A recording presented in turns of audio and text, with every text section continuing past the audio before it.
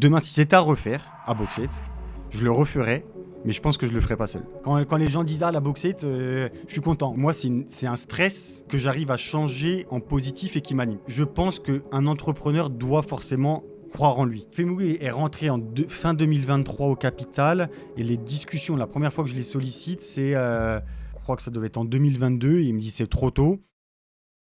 Tout va bien ? Impeccable. T'es bien ? Ouais, bon. Génial. Ravi de te retrouver ici. Ouais, pareillement. On va apprendre à te connaître aujourd'hui. Et déjà, en piochant la première petite carte, s'il te plaît. Allez. Peux-tu te présenter ? Alors, Jérémy Zanine, 36 ans, fondateur d'Aboxed, père de famille, 2 enfants, une fille, un garçon et futur mari. Oh, voilà. Félicitations. Merci. Vous vous mariez cette année ? L'année prochaine. L'année prochaine. Trop mimes. C'est quoi un peu ton parcours ? Comment est-ce que tu en es arrivé parce que je sais même que tu as commencé à entreprendre avant à Boxed. Est-ce que tu peux nous en parler ? C'est ça. Moi, j'ai fait mes études sur le continent, à Versailles. J'ai fait un BTS Management des unités commerciales. Et j'ai voulu revenir en Corse, en fait, en 2013. Pour la petite anecdote, même, je devais rester sur le continent. Oui. Je devais faire les cours Florent. Et au final, j'ai rencontré l'amour. Et du coup, je suis resté. Voilà, j'ai fait après 2-3 expériences comme ça. Et en 2016, ayant une formation en fait, sur le continent aussi dans le textile, j'ai lancé ma boutique de vêtements sur Sartène, qui est maintenant une boutique de souvenirs. Et en 2020, j'ai lancé Aboxed. Ok. Que tu as toujours à Sartène ? Ouais, que j'ai toujours. C'est plus des vêtements, c'est des souvenirs maintenant. Le vêtement un peu compliqué en indépendant, le souvenir un peu plus facile, surtout que maintenant étant à Ajaccio et ayant moins le temps un peu, gérant ça un peu à distance, c'est vrai que c'est plus facile. Tu emploies du coup à Sartène. Exactement, c'est ça, tout à fait. Moi, l'entrepreneuriat, ça m'a toujours plu, je pense. Ma mère aime à me répéter que, étant petit, pendant des brocantes, à l'époque des cartes Pokémon, donc il y a les cartes Pokémon maintenant, mais pour les plus jeunes, il y avait les cartes Pokémon bien avant. Et tu étais déjà un commercial. Ouais, c'est ça. En fait, j'achetais les cartes Pokémon au stand d'en face, je sais plus, on va dire 1 €. Je lui vidais son stock et moi, je les revendais 2 €. Mais lui, il avait plus de stock, il était content. Parce qu'il avait vendu son stock, mais moi, je les revendais en fait le double et tout ça. Donc, ma mère trouvait à chaque fois ce système... Enfin, je les vendais plus de 2 € parce que je faisais une marge dessus. Et voilà, ce système... Mais... voilà, c'est quand j'étais petit. Donc, peut-être que la fibre commerciale... Tu avais déjà conscience que tu te faisais une marge sur... Ouais, j'essayais de réfléchir comme ça. Ouais. Donc, c'est fou. C'est vrai que c'est pas une question d'être vénal ou pas, mais c'est une question, un rapport à l'argent. C'était stratégique. Moi, j'ai un rapport à l'argent qui... De parler d'argent, tu vois, ça peut être tabou, surtout en France. Et moi, c'est un sujet qui n'est pas du tout tabou.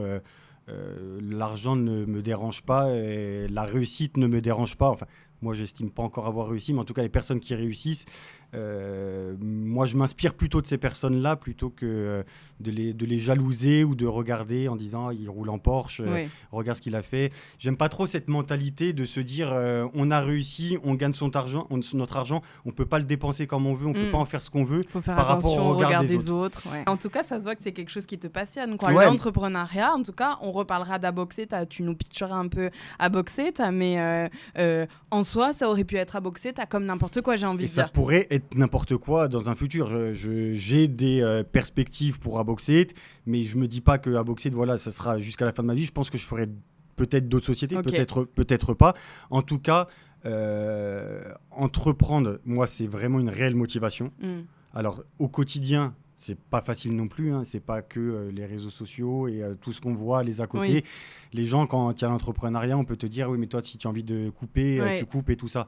La réalité du terrain, elle est pas forcément là. Moi, voilà, les jours fériés, je travaille, les week-ends, si les dimanches, tu as envie de réussir, voilà. Exactement.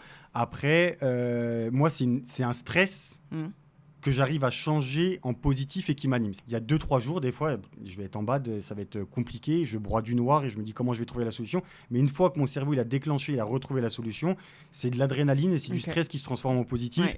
C'est pas facile au quotidien parce qu'il y a vraiment des hauts et des bas, mais c'est quelque chose qui m'anime et c'est quelque chose qu'à l'heure actuelle, j'ai besoin. Après, peut-être qu'on en reparle dans 10 ans et je te dirai au final, burn-out, j'en peux plus. Ce truc de haut et de bas, je m'y reconnais bien. En ce moment, je travaille beaucoup avec une coach pro Vanessa Santoni qui est déjà passée dans Capsule. Et justement, parce que j'essaie d'analyser ces hauts, ces bas dont tu parles, j'avais l'impression que ces bas, c'était vraiment quelque chose de très négatif, notamment chez moi, en me disant, punaise, mais quand je broie du noir, je broie du noir. Tu bois pas. Quand je broie du noir, je bois. Je le bois, vraiment. Ouais. Non, mais je broie vraiment du noir. Mais vraiment, je me reconnais vraiment dans ce que tu dis parce que quand ça va être très très haut, tu ne m'arrêtes pas. C'est-à-dire que je peux faire du 7 jours sur 7, 12 heures par jour. Je vais être hyper contente. Je vais embarquer tout le monde. Enfin, vraiment, c'est très haut et c'est très très bas. Et en fait, en parlant avec Vanessa, justement, elle m'a dit, mais en fait, c'est ton mécanisme pour être hyper créative. Donc, c'est-à-dire qu'en fait, dans les bas, ce qu'elle m'a fait me rendre compte, c'était que j'avais besoin, en fait, de switcher, comme tu dis, et que c'était dans ces moments-là où j'étais hyper créative et où je trouvais des solutions et où, en fait, je me fixais des objectifs encore plus hauts après quand je remontais, quoi. Et elle m'a fait vraiment identifier ça et je disais, mais j'aimerais bien un peu plus lisser, quoi. J'ai des bas, mais bon, tranquille, quoi. Parce que vraiment, c'est épuisant, quoi. Sur les années, Mais clairement, c'est ça. En plus, comme tu dis, moi, quand je suis en bas aussi... C'est épuisant. C'est mentalement, y a tout qui est en bas. C'est-à-dire exactement. Et en plus, le plus souvent, c'est quand ça s'enchaîne. Ta vie perso, ta vie pro, tout est en bas. Exactement, c'est ça. Et moi, il m'arrive, je te dis, des fois, au mois de décembre, là, pour rien cacher, c'était très très bien parti. Au marché de Noël à Ajaccio, c'était très très bien parti. Oui, tu m'en as parlé. Voilà. Tu nous en as parlé. Et du coup, les semaines qui ont suivi ont été un peu plus compliquées. J'ai dit, moi, le mois de décembre, c'est une période d'activité la plus importante pour Boxit et tu peux pas te louper là. C'est comme un saisonnier, un loueur de bateau qui peut pas se louper sur une saison. Bien sûr, sur août. Et donc, je suis rentré à la maison. Vraiment, je pense que pendant 48, 72 heures, ma femme peut en témoigner, je parlais plus. Mais vraiment, moi, il faut que je sois dans une bulle. J'ai pas envie de parler. C'est compliqué aussi pour les personnes de l'entourage aussi parce que il faut le comprendre et je la remercie pour ça aussi parce que c'est pas facile. Elle te comprend bien sur ces moments-là. Ouais, elle essaie de m'épauler. De toute façon, derrière, il y a forcément aussi quelqu'un qui a besoin. Je pense que moi, j'ai un tempérament très leader, etc. Il y a forcément, si tu as deux caractères exactement pareils, c'est très compliqué aussi, que ce soit dans l'entrepreneuriat ou au quotidien. Donc, Vanina est un peu différente là-dessus, il temporise beaucoup plus. Et c'est vrai qu'il fallait, elle sait que il y a certaines périodes, il faut me laisser vraiment dans ma bulle. Et elle le voit, le déclic où j'ai trouvé le déclic en trouvant la solution. Pareil, je peux vraiment, vraiment défoncer toutes les portes. Et j'ai une adrénaline et un pic de motivation. Qu'est-ce que l'entrepreneuriat pour toi ? Parce que tu nous l'as un peu dit. Du coup, je voudrais que tu nous parles plutôt des qualités qui, pour toi, sont nécessaires dans l'entrepreneuriat et celles que toi, tu as. Demain, si c'était à refaire à Boxit, je le referais, mais je pense que je le ferais pas seul. Ok. Parce que les gens ont tendance, et j'avais des amis au début qui m'a gagné un peu avec ça en me disant toi tu fais que du phoning, tu es sur ton canapé, tu passes des coups de fil pour démarcher, tout ça. La réalité, elle est tout autre que ça. Il y a de l'agrandir. Enfin, voilà. À Boxit, j'ai monté un magasin de vêtements. C'est un commerce de détail. Entre monter un commerce de détail et monter à Boxit, ça n'a rien à voir. Les deux rôles de chef d'entreprise n'ont vraiment rien à voir. Tu pensais que ça allait être similairement la même chose ? Je pensais... En fait, moi, dans Aboxit, quand j'ai lancé ça, je connaissais rien dans ce domaine-là. Okay. Donc, j'apprends encore maintenant, tous les jours, le système de fonctionnement, comment ça marche la grande distribution. Avant, vendre des t-shirts, je savais faire. Aller voir des directeurs de grande distribution, négocier des marges pour l'implantation, placer une PLV à cet endroit-là stratégiquement, développer tout un site internet avec des funnels de vente et tout ça. C'était quelque chose pour moi qui était très, très éloigné. Ouais. Et j'ai appris tout ça parce que je me suis entouré aussi et que je sous-traite pas mal avec des gens justement compétents parce que moi, j'avais pas les compétences pour ça. Mais en tout cas, dans les bas, avoir quelqu'un qui te comprend et qui vit la même chose que toi, c'est bien aussi parce que les partages de décisions, tu arrives à le partager. Moi, quand je suis seul et que je broie du noir et que je suis dans mon bureau, il y a mon écran d'ordinateur, il n'y a personne, tu vois, qui... Alors, tu passes des coups de fil à des amis et tout ça, mais refaire à Boxit, je le ferais certainement avec un associé. Après, pour moi, les qualités d'un entrepreneur, c'est la résilience, c'est sûr c'est sûr et certain. Et pour moi, en plus, je l'ai connu dès le départ avec Aboxit, puisque bon, on en reviendra peut-être, mais j'ai lancé ça en 2020 et je me suis pris le Covid et ça a décalé d'1 an et demi. Donc, avec un prêt bancaire et tout ça, il y a de quoi vite lâcher l'affaire aussi. Tu t'es accroché, quoi. Voilà. Après, la confiance en soi. qui des fois se transforme un peu en quelqu'un d'arrogant, parce que je pense qu'un entrepreneur doit forcément croire en lui. Pour que tu crois en ton projet, tu es obligé de croire en toi aussi. Oui. Parce que si tu as des doutes sur toi-même, ça va être compliqué dans les moments de bas d'aller voir vraiment très haut. Alors il faut se remettre en question, mais si à chaque fois qu'il y a un échec, tu te remets en question, ça va être compliqué de continuer à faire progresser ton entreprise. Ça dépend à quelle hauteur la remise en question. Pas une remise en question, tu te remets en question, c'est ça ? Moi, je me remets en question, j'ai envie de dire même pratiquement toutes les semaines. Ouais, mais comment je fais pour que la semaine prochaine, je sois encore meilleure que cette semaine ? Donc, c'est de la remise en question, tu vois.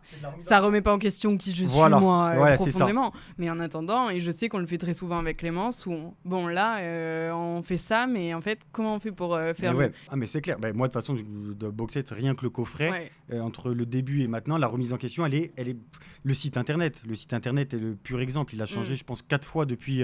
Et pourtant, c'est de l'investissement sur le site internet, mais il faut toujours le voir. Donc, il y a toujours de la remise en question où là, moi, je ressens un résultat du site internet et que dans 6 mois, je vais dire en fait, pas du tout. Tu vois. Donc là, la remise en question, elle est pas... Mais je disais la remise en question sur soi-même en disant, c'est moi, je suis nul et tout ça. Si tu commences à voir, tu as le droit de te le dire. Mais si tu restes que terré là-dedans, ça va être compliqué. Je sais que tu nous as apporté quelque chose. Ouais, c'est ça. La petite boxette. Trop cool. La caméra, mais... Ouais. Non, mais tu peux même la mettre là, si tu veux. Comme ça, on la voit tout le long. Voilà. C'est quoi, du coup ? Parce que depuis tout à l'heure, on en parle. C'est vrai. Et en plus, il faut le dire, parce qu'il y a beaucoup de personnes qui ne connaissent pas encore, c'est un coffret cadeau d'expérience. Comme de leaders on va pas les citer. Ouais, si. Tu veux pas les citer ? Si, bien sûr. si, Smartbox. Tu peux ne pas les citer. Non, bien sûr. Smartbox et Wonderbox, qui sont les leaders nationaux et internationaux parce qu'ils vendent à l'étranger. Donc, c'est un coffret cadeau d'expérience que j'ai lancé en Corse parce que, en fait, Smartbox et Wonderbox étaient vendus sur certains points de vente en Corse, mais il y avait très peu de partenaires, voire quasi inexistants. On prend une thématique qu'on a lancée, œnologie terroir. Il n'y avait pas un domaine viticole présent en Corse. Pourtant, c'est pas ce qui manque, les domaines viticoles en Corse. C'est vrai. Donc, j'ai approfondi un peu ça et j'ai lancé à Boxette en me disant, voilà, c'est dommage en fait que les leaders ne soient vendus et en fait délaissent complètement la Corse, parce que moi, les avis même de directeurs de magasins, et j'ai essayé de prendre des avis clients pour ceux qui connaissaient, me disaient... On les rend à chaque fois, en fait. On nous les offre en cadeau, mais on les rend parce qu'on ne peut pas les utiliser ici, qu'on est obligé de prendre un billet d'avion et se rendre sur le continent. Sauf que quand on va sur le continent, on a déjà, entre guillemets, à peu près booké notre planning. Donc, on ne va pas utiliser. Incompatible, quoi. Donc, ils ne l'utilisaient pas. Et j'ai dit, c'est vraiment dommage de délaisser en fait, la région Corse qui regroupe toutes les thématiques que Smartbox et Wonderbox présentent. Et donc, j'ai lancé à Boxette.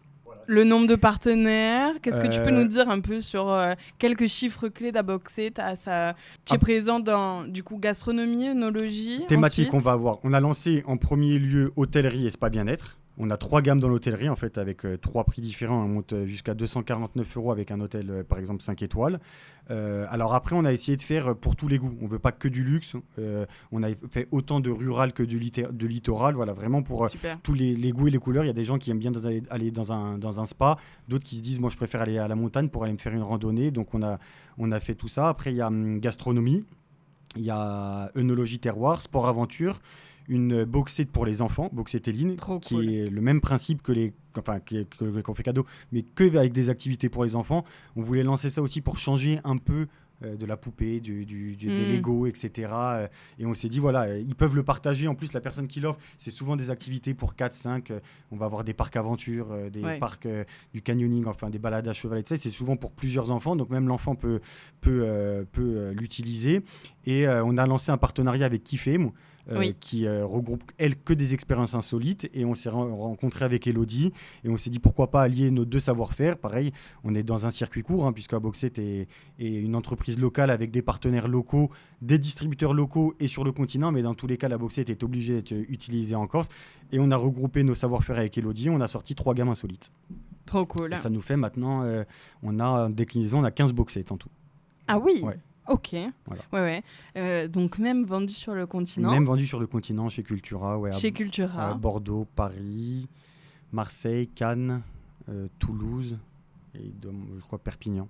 Ouais. Félicitations. 2 à Paris. Ouais. Depuis quand ? Depuis décembre 2024. Ouais. Incroyable. Ouais. Donc en fait, on part en 2020. Ouais. création 2 semaines avant le Covid. Ouais, c'est ça, exactement. C'est ça, c'est ça. Raconte-nous du coup ce parcours de 5 ans maintenant. Ouais, je lance ça en 2020, comme tu l'as dit. Je me prends le Covid, confinement. Donc démarchage hôtel, spa, impossible. On ne sait pas pour combien de temps. Tout le monde a les phrases de notre cher gouvernement. Du coup, je crois qu'on sort de confinement en juin. Je reprends le démarchage parce qu'entre-temps, j'avais refait tout ma roadmap pour le démarchage. Okay.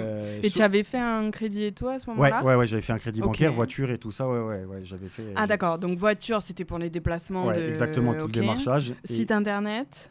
Internet, il n'était pas lancé. Non, site internet, il n'était pas lancé encore puisque la commercialisation n'avait pas lieu. Mais il y avait quand même tous les premiers débours à faire dans une société. Et en fait, au mois de juin, sauf qu'on est arrivé super tôt dans la saison, tu arrives au mois de juillet, août, impossible de démarcher des hôteliers, surtout quand tu sors de confinement, ils ont autre chose à penser. Donc je mets ça un peu en stand-by, je relance ça en octobre pour le démarchage et on se reprend encore un confinement. Oui. Donc du coup là, je me dis bon, super première année. Ouais, le sort s'acharne un peu. Du coup, je laisse passer ça, je laisse passer les fêtes. Tiens, c'est quoi ton bilan un peu financier de cette première année ? Ah, c'était compliqué. C'était compliqué. Heureusement que j'avais la boutique parce que je me payais pas et tout ça. Heureusement que j'avais la boutique à ce moment-là. J'ai pas le droit, j'ai pas de chômage, j'ai pas d'aide, il y a rien du tout. C'est aussi les gens qui ne voient pas.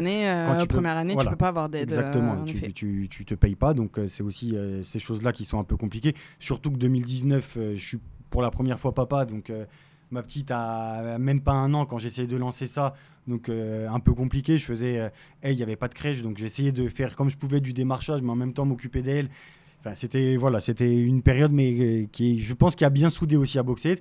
Après 2021, je crois qu'on se reprend encore un confinement. Ouais. Moi, j'arrivais à me déplacer parce que, mais les hôtels, si tu veux, ils étaient dans un, sachant que j'ai commencé dans l'hôtellerie et le spa bien-être, ils sont dans un mood où tu as pas envie, tu as envie de sortir ton affaire de l'eau avant de penser à d'autres affaires.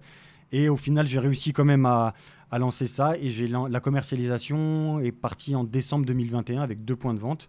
Le Auchan à Ajaccio et l'espace culturel Leclerc à Ajaccio. On a lancé ça. Et depuis, des thématiques qui sont sorties en plus. Donc concrètement, tu as commencé réellement en 2022. Ouais, exactement. Voilà. Là, on pourrait dire en commercialisation, on est à 3 ans et demi de commercialisation. Ouais, c'est ça. Et puis 2022 qui est très faible quand même en CA. Tu viens de faire un lancement, c'est compliqué. On n'avait que 5 boîtes. Tu as 2 points de vente. Le site internet était pas le site internet qu'il est maintenant. Donc oui, maintenant. Et puis la boxette n'était pas le packaging n'était pas ce qu'il est maintenant, ce qu'il est aujourd'hui. Comment tu as fait pour t'entourer parce que du coup tu pars seul dans cette aventure entrepreneuriale, tu te dis je vais partir avec des prestataires, faut que j'aille lever des fonds. Alors j'avais pensé à lever des fonds la 2e année, sauf que c'était trop tôt, je faisais pas assez de chiffres, et avec Femoui qui d'ailleurs maintenant on a fait une levée de fonds et m'a suivi pour vraiment structurer la société et l'aider vraiment scaler. En 2022 fin 2023. Fin 2023. Je suis bidon, c'était ma prochaine carte. Donc tu peux retourner la carte. La levée de fonds.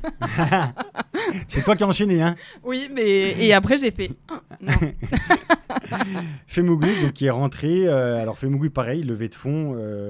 Plutôt, c'est une fierté, tu vois, de dire qu'on arrive à faire une levée de fonds. Étant donné qu'on reste en plus dans le même état d'esprit qu'à Boxed, puisque levée de fonds avec un partenaire, un fonds d'investissement insulaire. C'est clair. Pas facile non plus, hein, puisque non. je te dis, Femoui est rentré fin 2023 au capital, et les discussions, la première fois que je les sollicite, c'est... je crois que ça devait être en 2022, et il me dit c'est trop tôt. Je les recontacte en février 2023 et on a des discussions jusqu'à l'accord final qui est en octobre. Donc une levée de fonds, ça se fait pas en d'accord. Plus de 6 mois quoi. Ouais, c'est ça, pareil. Je me suis entouré d'un cabinet pour monter tout le dossier, c'est très compliqué. C'est pas qui veut devenir mon associé ou tu pitches et d'un seul coup on te dit oui, d'accord. Même ça, je pense que c'est un peu plus compliqué que ce qu'on voit à la télé, c'est clair. Entre ce qu'on nous montre à l'émission, les gens qui pitchent pendant 1 heure devant ça, nous on voit que 5 minutes. Mais le principe est un peu le même et on te pose des questions, on te challenge et on te pose des questions et on juge. Moi, il faut savoir qu'ils ont investi autant sur Aboxed que autant sur Jérémy Zanine. Moi, ils me l'ont dit. Oui. Ils me l'ont dit. Si c'est pas toi, on ne sait pas si on y va. C'est-à-dire que le porteur du projet est aussi, pour revenir sur l'entrepreneuriat, est très important. Bien sûr. Mais de toute façon, c'est l'essence même du projet. Tout à fait. Exactement. Et en plus, un projet, selon le profil d'entrepreneur, peut fonctionner avec un entrepreneur et ne pas fonctionner avec un autre entrepreneur. Comment tu as ta ligne directrice, en fait. Et donc, Femougui a permis de bien structurer ça. Il t'entoure aussi. On a des calls tous les mois aussi. On fait des reportings, etc. Eux, ils ont besoin d'avoir un suivi, forcément. Donc, ils me challengent tout le temps. Et ça permet aussi, en étant seul à la tête de la société, ça permet de garder une motivation et de ne pas se reposer parce que tu as des gens qui ont investi dans toi et tu te dis tu as intérêt à te bouger coco aussi. Ça. Donc, c'est cool. Alors, c'est très drôle aussi parce que tu as ta finalité quand ils disent oui, on y va. Tu as de l'adrénaline, tu dis bon, c'est bon. Tu dis c'est bon, j'ai fait une levée de fonds. Et en même temps, en fait, tu étais peut-être là dans ton niveau et tu redescends là en bas de la montagne parce que tu as encore maintenant tout ce que tu as mis dans ta roadmap et ce que tu dois aller chercher. Et tu dis, bon, maintenant, Coco, il y a des sous quand même à rendre qui sont costauds. Va pas te planter et déconne pas. Voilà. Donc, c'est une pression supplémentaire aussi. Quand tu as fait une levée de fonds, parce qu'il faut savoir que quand tu fais une levée de fonds, on te valorise aussi ta société. Moi, c'est pas moi qui l'ai valorisé, c'est eux qui l'ont valorisé. Et quand il y a une valorisation de société... C'est ce que concrètement la société vaut. Voilà, exactement. Pas sur le compte bancaire à l'instant T, mais si tu prends tous les partenariats, tous les canaux de distribution, c'est ça ? Voilà, si demain, en fait, c'est pas la même chose qu'un restaurant ou qu'un commerce. Un commerce, demain, moi, je veux vendre la boutique, je dis n'importe quoi, elle fait 150 000 euros de chiffre d'affaires, tu la vends 150 000 euros. Tu n'iras pas la vendre 300 000 euros. Tu vas pas faire... Ou tu vas pas...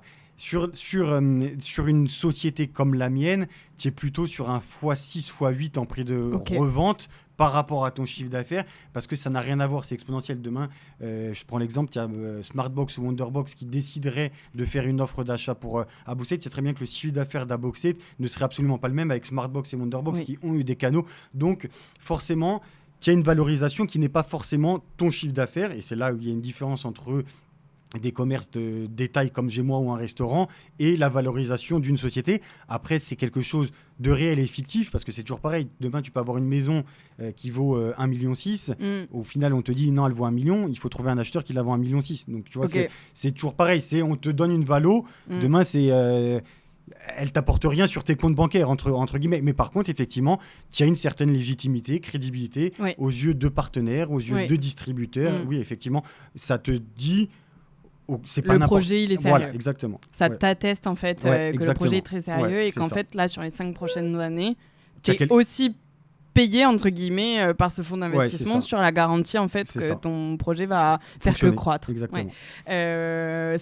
Qui c'est qui t'a donné la valorisation de... C'est Femougui. C'est Femougui. C'est Femougui. Qu'est-ce que ça t'a fait ? Mais oui, c'est une certaine fierté. Oui, c'est quelque chose où tu te dis... c'est une certaine récompense, même si on est très très loin de ce que je veux avec Aboxate et que c'est pas une finalité, puisque de toute façon la société à l'heure actuelle c'est moi qui la détiens et c'est comme si je te dis encore une fois, tu as une maison qui vaut 1 million, mais tant que tu n'as pas vendu ta maison tu peux être à moins 10 000 sur les comptes, tu vois. C'est quoi un peu les étapes de quand tu fais une levée de fonds? Donc du coup tu t'es entouré de ton experte comptable qui t'a aidé dans la construction de Alors, cette... elle m'a aidé, mais je me suis aidé d'un cabinet de consulting. En plus. D'accord. Où là, c'est quelque chose qui te structure tout. Okay. C'est pareil, c'est un travail de, je pense, 3-4 mois. C'est un dossier qui fait, je crois qu'il fait 70 pages. Et on le monte ensemble. Et c'est des experts là-dedans et qui ont l'habitude de faire ça. Et voilà, moi, à chaque fois, quand j'avais pas le domaine de compétences, j'essaie de m'entourer de personnes qui sont expertes là-dedans pour essayer de pas perdre d'argent non plus parce que c'est de l'argent et de gagner mon challenge en fait et de faire cette levée de fonds. Donc la première année que tu contactes Femougui, on te dit c'est trop tôt. Ouais, on me dit c'est trop tôt. C'est quoi les raisons derrière c'est trop tôt? Là, je crois que ça faisait 4-5 mois que la société était commercialisé, pas créé, mais la commercialisation. Donc on m'a dit c'est trop tôt. Alors il y a des levées de fonds qui s'appellent des fonds d'amorçage. Femougui avait remporté une enveloppe budgétaire pour le fonds d'amorçage, sauf que c'est des fonds budgétaires européens qui sont très légiférés et je rentrais pas dans les cases pour rentrer en fonds d'amorçage. Parce qu'il fallait avoir une structure innovante. Et après, quand on est revenu 1 an après, tu n'es plus en amorçage puisque ta commercialisation a bien continué. Donc, je suis rentré, en fait, c'est le fonds Soumina, c'est le fonds vraiment capital risque chez eux. Ok, très bien. l'heure de piocher une nouvelle petite carte, justement, parce que tu dis que tu essaies de t'entourer, mais en attendant, tu es le seul employé de ta propre société. C'est ça, okay. J'avais des alternants. Je prends des sous-traitants sur certaines gestions de la société. Il peut m'arriver de prendre des commerciaux, il peut m'arriver de prendre pour de services clients qu'il y a vraiment beaucoup de choses, mais quelques mauvaises expériences en alternance.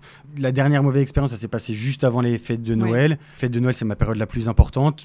Là, par exemple, tu repars tu as fait tout ton planning, tu dois gérer le marché de Noël d'Ajaccio, le marché de Noël de Bastia, faire tous les points de distribution, faire toutes les boîtes et tout ça, et tu te retrouves seul, alors que c'était pas du tout dans ton planning du jour au lendemain, tu te retrouves comme ça.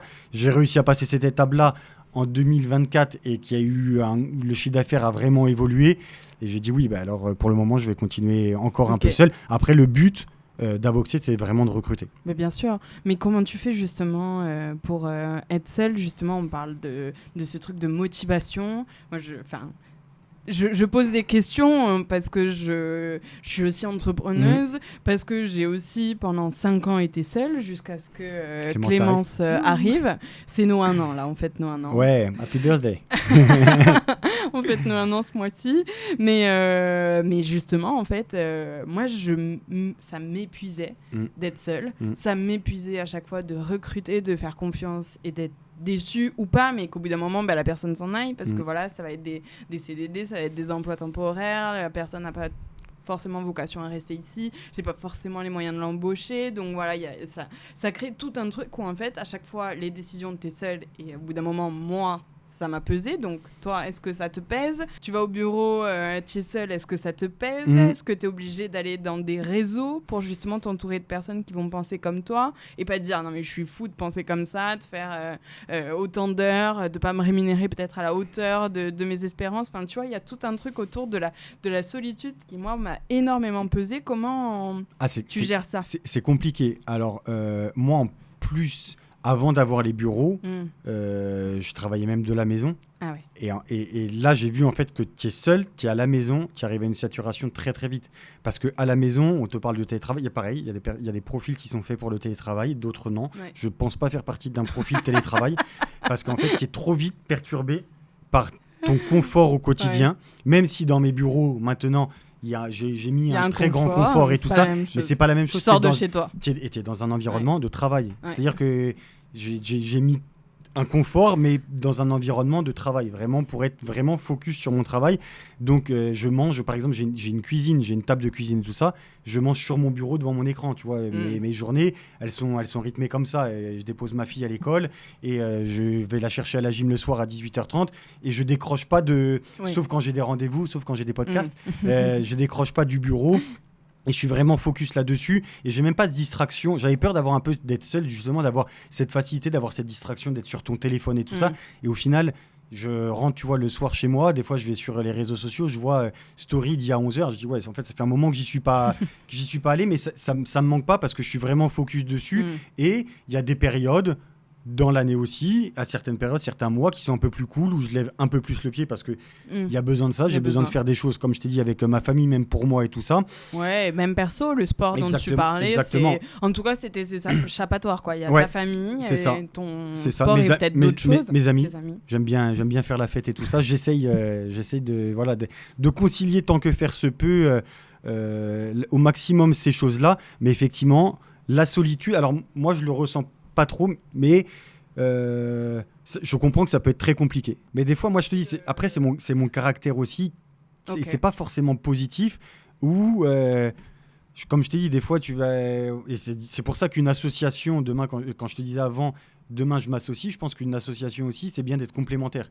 Pour moi, c'est bien d'être complémentaire. Si tu prends, par exemple, 2 vendeurs qui font un truc pour la vente, mais qui sont 2 vendeurs, tu auras forcément au bout d'un moment quelque chose.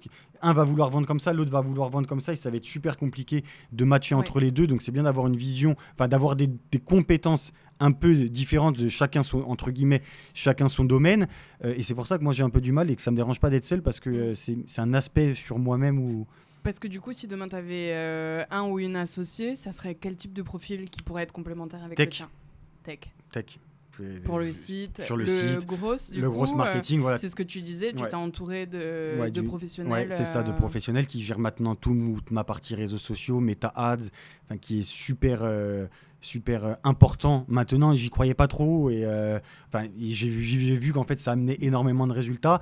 Demain, des podcasts avec vous, tu vois, avec des gens vraiment compétents dans leur cœur de métier et qui savent t'emmener là où ta société. Moi, j'ai un objectif pour ma société, je vais l'emmener là. Je m'entoure de personnes qui vont m'emmener ici avec des gens experts.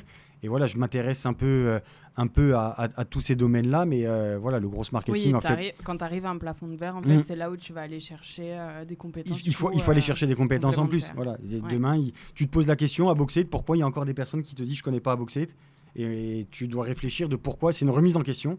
Moi, ma plus grosse fierté, entre guillemets, c'est quand je fais les marchés de Noël, que les gens passent devant le chalet et disent 1000 à Boxit. Quand ça rentre, entre guillemets, dans le langage commun, tu te dis, tu as passé un peu un gap. Ça. Et voilà, ça aussi, c'est une de tes fiertés. Ouais, ça, c'est une de mes fiertés. Quand les gens disent la Boxit, je suis content. Ouais, parce que c'est pas qu'une entreprise, c'est une marque. J'essaie vraiment de fonder une marque autour de ça aussi.